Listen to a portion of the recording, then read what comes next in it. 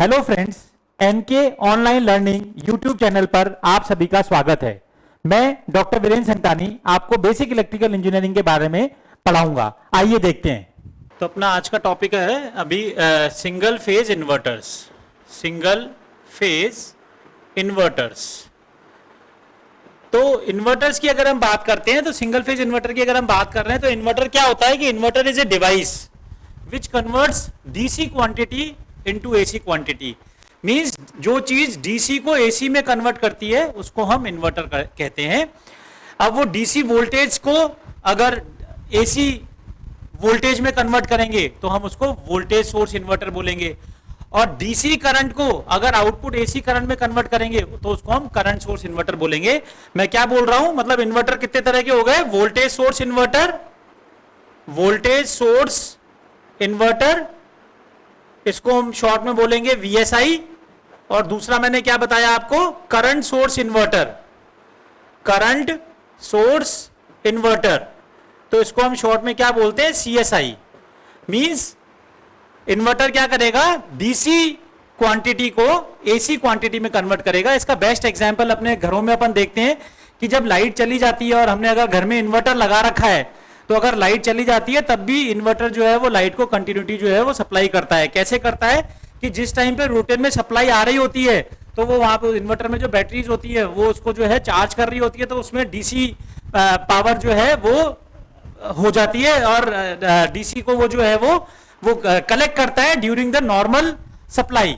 और जिस टाइम पे सप्लाई इंटरप्ट हो जाती है, जिस टाइम पे लाइट चली जाती है, तो वो जो डीसी पावर थी उसको अब वो क्या करेगा? एसी पावर में कन्वर्ट कर देगा। और हमारे घरों में जितने भी हमने जिससे उससे इन्वर्टर से जो इक्विपमेंट्स कनेक्ट कर रखे होंगे वो इक्विपमेंट्स जो है वो चलने लग जाते हैं। सिमिलरली हॉस्पिटल्स में भी हम देखते हैं कि हॉस्पिटल्स में भी जो इमरजेंसी में जो है वो डेफिनेटली वहां पे इन्वर्टर्स लगे हुए हैं, और इसी वजह से जो है वो कंटिन्यूअस जो है ऑपरेशन थिएटर में जो है कभी भी लाइट नहीं जाती है, बिकॉज वहां पे हम जो इन्वर्टर्स लगाते हैं वो नो ब्रेक टाइप होते हैं। मतलब नो ब्रेक यानी पता ही नहीं लगता कि लाइट गई है कि नहीं गई है ना। हमेशा 24 आवर जो है इन्वर्टर्स का बैकअप रहता है। तो मींस कुल मिला के ये समझ में आया, it is a quantity sorry it is a device which converts DC quantity into AC quantity. Basically there are two types of inverter, one is voltage source inverter and second is current source inverter. Voltage source inverter वो inverter होता है जो कि input DC voltage को output AC voltage में convert कर देगा। Current source inverter वो इन्वर्टर होता है जो कि इनपुट डीसी करंट को आउटपुट एसी करंट में कन्वर्ट कर देगा। तो हमारे अगर कोर्स की बात करें तो हमारे कोर्स में जो है सिंगल फेज इन्वर्टर में वोल्टेज सोर्स इन्वर्टर जो है वो हमारे सिलेबस में है। तो इसमें वोल्टेज सोर्स इन्वर्टर में पहला आता है single phase half bridge inverter. Single phase half bridge inverter. तो देखिए single phase half bridge inverter क्या सर्किट डायग्राम होता है इसका? ये इनपुट डीसी है, दैट इज Vs by 2। यहां हमने लोड कनेक्ट कर रखा है, दिस इज लोड। यहां पे ये थायरिस्टर है T1, यहां पे ये थायरिस्टर है T2, this is thyristor T2, और इसके एंटी पैरेलल में ये डायोड है D1, और यहां पे ये डायोड है D2। और ये जो है इसका सर्किट डायग्राम की अगर अपन बात करें तो इस तरीके से हमने लोड को जो है कनेक्ट कर रखा है। तो this is circuit diagram for single phase half bridge VSI stands for voltage source inverter. तो इस सर्किट डायग्राम में क्या है? देखिए इनपुट डीसी है Vs by 2, क्योंकि नाम में ही क्या आ रहा है? Half bridge. तो इसलिए जो सप्लाई जो है उससे रिलेटेड है कि हाफ वोल्टेज का मैग्नीट्यूड यहां पे अप्लाई कर रखा है। दो थायरिस्टर्स हैं T1 एंड T2, है ना। दो थायरिस्टर्स हैं T1 और T2। थायरिस्टर्स क्या होते हैं मैं पहले बता चुका हूं। Thyristor is a 4 layer 3 junction PNPN semiconductor switching device, मैं बता चुका हूं। और इसके एंटी पैरेलल में डायोड जो है वो T1 के एंटी पैरेलल में डायोड D1 लगा हुआ है और T2 के एंटी पैरेलल में डायोड D2 लगा हुआ है। तो देखिए अगर मैं इसके आउटपुट की बात करूं, इसके ऑपरेशन की बात करूं, तो मैं यहां पे इसकी वेवफॉर्म बना रहा हूं। सबसे पहले क्या करेंगे? पॉजिटिव हाफ मतलब at t is equal to 0 पर, t इज इक्वल टू 0 पे थायरिस्टर T1 को हम गेट पल्स देंगे। ठीक है, थायरिस्टर को जैसे ही गेट पल्स देते हैं इट स्टार्ट्स कंडक्टिंग। मैं बता चुका हूं पहले कि whenever gate pulse is applied between gate and cathode to the SCR it immediately starts conducting. When it immediately starts conducting, तो ये क्या करेगा, क्लोज स्विच की तरह काम करेगा। तो मैं क्या कर रहा हूं कि इस वाले लूप में अगर मैं किरचॉफ्स वोल्टेज लॉ लगा रहा हूं, मैं इस पॉइंट को बोलता हूं ए, इसको बोलता हूं बी, इसको बोलता हूं सी, इसको बोलता हूं डी। तो मैंने क्या किया कि अगर मैंने केवीएल लगाया loop A B C D में, we have applied KVL in loop A B C D, तो देखिए क्या होगा, इसके अक्रॉस वोल्टेज जीरो, यहां पे इसमें प्लस है और यहां माइनस है, प्लस में एंटर हो रहा हूं तो plus V naught, that is load voltage V naught, और माइनस में एंटर हो रहा हूं तो minus V S by two equal to zero, यानी V zero equal to V S by two. कब, जब gate pulse is applied to thyristor T1। तो देखिए यहां पे मैं IG1 बना रहा हूं, IG1 यानी gate pulse is applied to thyristor T1।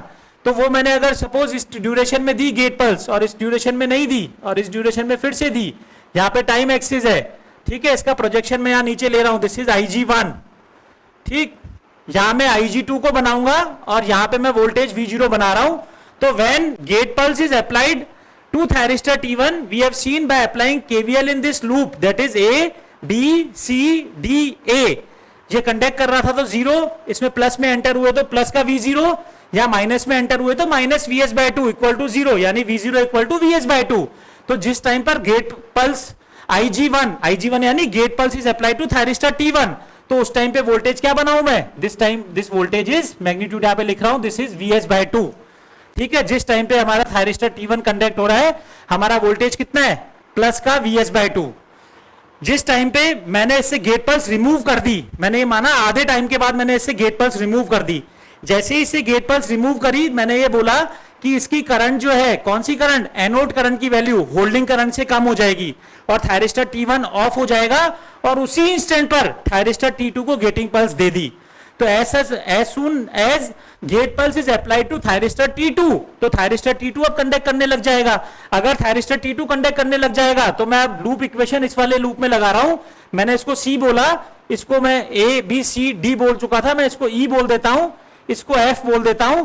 तो मैं क्या करूंगा अब, बाय KVL इन लूप, कौन से में लगाऊंगा, D C, ये वाला पॉइंट E F D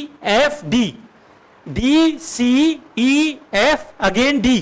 तो देखिए अगर मैं ऐसे चलूंगा, इसमें यहां से चलना शुरू कर देता हूं, ये कंडक्ट कर रहा है तो इसके अक्रॉस वोल्टेज जीरो, यहां से यूं आए, माइनस में एंटर हो रहा हूं तो क्या लिखूंगा, minus V S by two, minus में एंटर हो रहा हूं तो minus V S by two, फिर वापस से माइनस में एंटर हो रहा हूं तो माइनस वी नॉट, तो minus V naught equal to zero. तो इससे क्या निकल के आया, V naught equal to minus V S by two, means when gate pulse is applied across thyristor T2, then voltage is equal to minus V S by two. तो यहां पे जब हमने गेट पल्स 1 से हटा दी थी, तभी हमने 2 को दी, तो ये हो गया हमारा IG2, और यहां पे फिर वापस से आ जाएगा ये जीरो और ये जीरो, और यहां पे ये IG1 आ जाएगा, इस तरह से ही चलता रहेगा। तो हमने जब गेट पल्स दी तो आउटपुट वोल्टेज में क्या बनाऊंगा, minus V S by two, तो दिस इज माइनस में डायरेक्शन में, this is minus V S by two, फिर वापस से क्या मिलेगा, plus V S by two, वापस से क्या मिलेगा, minus V S by two, और ऐसे जो है इस एक्सिस पे क्या है, टाइम एक्सिस है। Means it is very clear, when gate pulse is applied to thyristor T1, output voltage is plus V S by two, when gate pulse is applied to thyristor T2, voltage is minus V S by two, again IG1 तो plus V S by two, again IG2 तो again minus V S by two. तो जो हमारा input voltage था वो कैसा था, DC nature का था, आउटपुट कैसा मिल रहा है, plus V S by two, minus V S by two, फिर plus V S by two, फिर minus V S by two, यानी input DC voltage is converted into output AC voltage. That is the reason it is termed as voltage source inverter. Half वाली term क्यों लगा रखी है, क्योंकि magnitude जो है एक तरह से इसमें क्या कर रखा है, VS बाय टू और VS बाय टू कर रखा है। जब इसमें मैं single phase full bridge inverter की बात करूंगा तो देखिएगा आप मैग्नीट्यूड इसमें ये हाफ वाला हट जाएगा, तो हाफ इस वजह से कर रखा है। फिर एक सबसे इंपॉर्टेंट बात इसमें निकल के आती है कि हमने T1 और T2 को ऑन करके और हमने देख लिया कि voltage plus VS by to है या माइनस VS बाय टू है। कैसे किया, कैसे है, वापस से मैं बता रहा हूं, by applying KVL in the upper loop we can obtain V naught equal to VS by two, by KVL in downward loop that V naught equal to minus VS by two. Clear. Then अगर मैं बात करूं कि इसमें diodes D1 और D2 का तो काम ही नहीं आया, तो अगर मैं बात कहूं कि ये D1 D2 क्या होते हैं, तो देखिए इसमें ये बहुत दिमाग से मतलब समझिएगा इसको कि हमने पढ़ा हुआ है कि जब लोड हमारा रजिस्टिव नेचर का होता है, सिंगल फेज एसी सर्किट में मैंने बहुत डिटेल में बताया था कि जब हमारा लोड जो है वो रजिस्टिव नेचर का होता है तो वोल्टेज और करंट सेम फेज में होते हैं। लेकिन जब लोड अदर देन रजिस्टिव है तो वोल्टेज और करंट में कुछ ना कुछ या तो करंट लीड करती है या करंट लैग करती है। अगर इंडक्टिव इफेक्ट ज्यादा होता है तो करंट लैग करती है, और कैपेसिटिव इफेक्ट ज्यादा होता है तो करंट लीड करती थी। तो जिस टाइम पर ये जो लोड है अगर रजिस्टिव है तब तो ये डायोड D1 D2 का कोई काम नहीं है, because voltage and current are in same phase, they are exactly in same phase when the load is purely resistive, but when the load is other than resistive, तो जब मैंने बोला कि ये ऑफ हो जाएगा और ये ऑन हो जाएगा तो इतना जल्दी नहीं होता है क्योंकि करंट लीड या लैग कर रही होती है। तो उस टाइम पर जो करंट अगर जो लैग कर रही है वो लैगिंग या लीडिंग करंट जो है वो डायोड D1 के थ्रू T1 की वजह से, डायोड D1 की वजह से जब T1 कंडक्ट कर रहा होगा तो उस टाइम वाली करंट जो लैग कर रही होगी वो डायोड D1 के थ्रू जाएगी, और जब T2 की बारी आएगी तो उस टाइम पे जो है जो पीछे करंट चल रही होगी वो D2 के थ्रू जाएगी। Means when load is other than resistive then these diodes D1 and D2 comes into picture, and that is the reason these diodes D1 and D2 are called as feedback diodes. These are called as feedback diodes, or when they are comes into picture when the load is other than resistive. ये हमेशा ध्यान रखिएगा। This is all about the story of single phase half bridge voltage source inverter. Then next topic is single phase full bridge inverter. Single phase full bridge VSI voltage source inverter. तो देखिए इसका circuit diagram क्या होता है। Voltage यहां पे VS है, 4 thyristor होंगे इसमें। This is 1 2 3 4। 4 थायरिस्टर्स के एंटी पैरेलल में 4 डायोड्स होंगे। ये 4 डायोड्स बना दिए इनके एंटी पैरेलल में, और इसके बीच में से जो है लोड जो है इनके बीचों बीच, दिस इज लोड। इसमें ध्यान रखने वाली बात यह है थायरिस्टर T1, ये थायरिस्टर T2, ये थायरिस्टर T3 और ये थायरिस्टर T4, ऐसे चलता है इसमें T1 T2 T3 T4। ठीक है, ब्रिज में जैसे चलता है 1 2 3 4। तो इसके T1 के एंटी पैरेलल में डायोड D1 होगा, T4 के एंटी पैरेलल में डायोड D4 होगा, इसके एंटी पैरेलल में डायोड D3 होगा, और इसके एंटी पैरेलल में डायोड D2 होगा। और यहां पे इधर प्लस इधर minus, this is voltage V0, और ये वोल्टेज आपका प्लस का VS। तो this is circuit diagram for single phase full bridge VSI। तो देखिए पहले हाफ ब्रिज देखा था हमने, अब फुल ब्रिज देख रहे हैं। तो दोनों में बेसिक डिफरेंस क्या है, वहां पे वोल्टेज VS/2 और VS/2 था, तो उसके कंपैरिजन में मैग्नीट्यूड क्या हो गया, डबल हो गया, तो इसलिए अपन इसको बोल रहे हैं फुल। ठीक है, प्लस वहां पे कितने थायरिस्टर्स थे, 2 थायरिस्टर्स थे, T1 और T2। यहाँ पे कितने नंबर ऑफ थायरिस्टर हैं, 4, T1 T2 T3 T4। वहां पे कितने डायोड थे, 2 ही डायोड थे, यहाँ पे कितने डायोड हैं, 4 डायोड है। मींस एक तरह से number of thyristors and number of diodes are double in case of single phase full bridge voltage source inverter, as we are going it to compare with single phase half bridge inverter। और जो magnitude भी जो है voltage का वो क्या हो गया, यहाँ पे जो VS/2 हो रहा था वो VS/2 ना हो गया, कंप्लीट हमारा VS हो गया in the case of single phase full bridge VSI। तो इसमें हमें क्या ध्यान रखना है, क्योंकि गेट पल्स हमें 4 थायरिस्टर्स हैं तो साइमल्टेनियसली 2 थायरिस्टर को एक साथ देनी है। तो T1 और T2 को एक साथ गेट पल्स देनी है। जब इन दोनों से गेट पल्स को रिमूव करेंगे तब T3 और T4 को हम गेट पल्स देंगे। तो देखिए वेव फॉर्म्स देख रहे हैं अब हम। तो जैसा मैंने कहा कि हम क्या करेंगे, IG1 और IG2 को एक साथ गेट पल्स देंगे, और देन फिर IG3 और IG4। तो first we have to plot IG1 and IG2। ठीक है, ये तीनों में जो है वो टाइम एक्सिस है। तो हाफ टाइम के लिए IG1 IG2 को दे दिया, फिर इसको 0 कर देते हैं, फिर IG1 IG2 को देके और 0 कर देते हैं। इसका मतलब जब मैंने at t equal to 0 पे what we have done, that we have provided the gate pulse to IG1 IG2, that means gate pulse is provided to thyristor T1 and T2. As soon as gate pulse is provided to thyristor T1 and T2, it starts conducting. If it starts conducting, then the voltage drop across these thyristors are ideally 0. Then हम क्या कर रहे हैं, हम KVL लगाते हैं। देखिए यहां से मैं आया, इस पे यहां इधर आया तो इसके अक्रॉस वोल्टेज 0, देन फिर यूं गया प्लस में जा रहा हूं तो प्लस वी नॉट, फिर यूं आया, फिर T2 कंडक्ट कर रहा है तो इसके अक्रॉस वोल्टेज 0, फिर यूं आया और माइनस में एंटर कर रहा हूं तो माइनस Vs, यानी when T1 T2 conducts, when T1 T2 conducts, तो हमारा केवीएल ने क्या दिया कि प्लस का V naught minus Vs equal to 0, यानी V naught equal to Vs।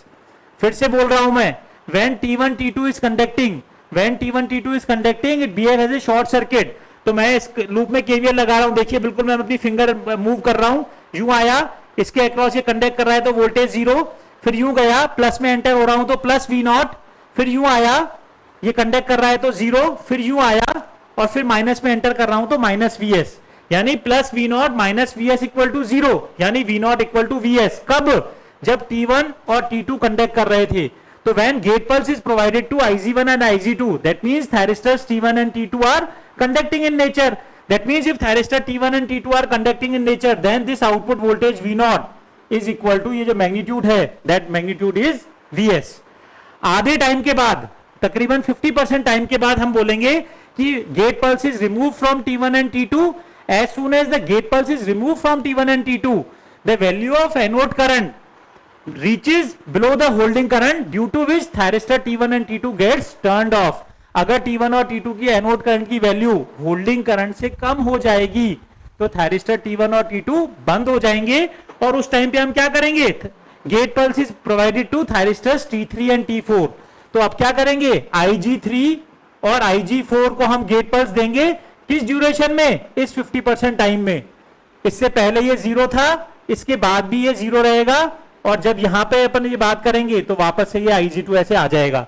तो when gate pulse is applied to when gate pulse is given Ig3 है Ig4 as T3 and T4, तो देखिए अब पाथ क्या बनेगा लूप का, यहां से चला रहा हूं मैं, अब देखना मैं मेरे इस पे फिंगर से मूव कर रहा हूं, यहां से आए T3 कंडक्ट हो रहा है तो मैं यूं आऊंगा, कंडक्ट हो रहा है, हमेशा थायरिस्टर कैसे कंडक्ट करेगा, एनोड टू कैथोड। इसीलिए हमेशा ध्यान रखिएगा, मैं डायरेक्शन जो बना रहा हूं थायरिस्टर के कंडक्शन की, हमेशा थायरिस्टर मैंने बता रखा है it is a unidirectional device. If it is a unidirectional device means it is conducting from anode to cathode, cathode से एनोड ये करंट को ब्लॉक करता है।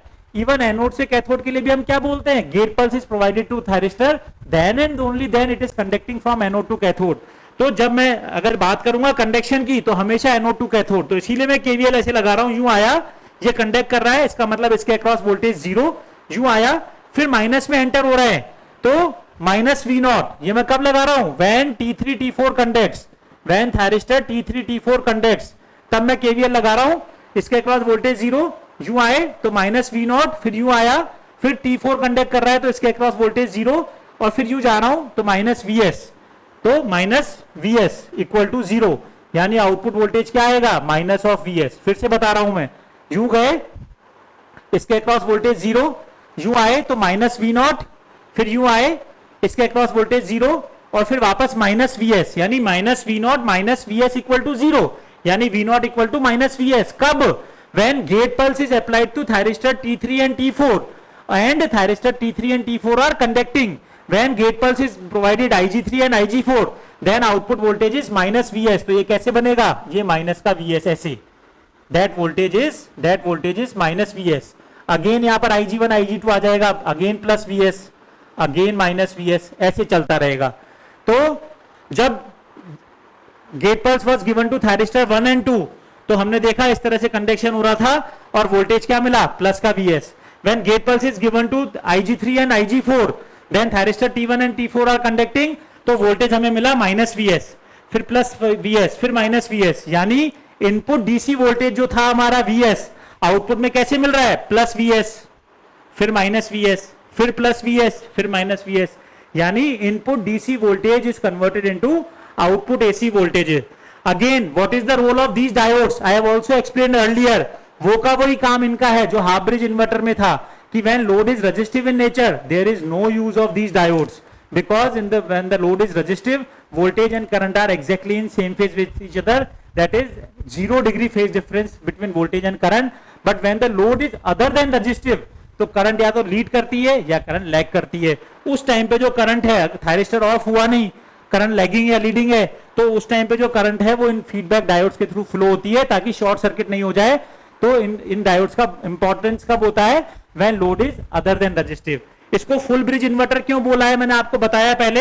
हाफ ब्रिज वाले में क्या होता था, वोल्टेज Vs/2 और -Vs/2 मिलता था, उसके कंपैरिजन में यहाँ पे वोल्टेज क्या मिलने लग गया, डबल मिलने लग गया। तो इसलिए भी एक रीजन है कि that is half bridge, this is full bridge. वहां पे 2 थायरिस्टर होते थे, यहाँ पे 4 थायरिस्टर हैं। वहां 2 डायोड हुआ करते थे, यहाँ 4 डायोड्स हैं। तो इन्हीं सभी वजहों की वजह से हम इसको क्या बोलते हैं, this is single phase full bridge inverter and this is the complete story about the single phase full bridge inverter.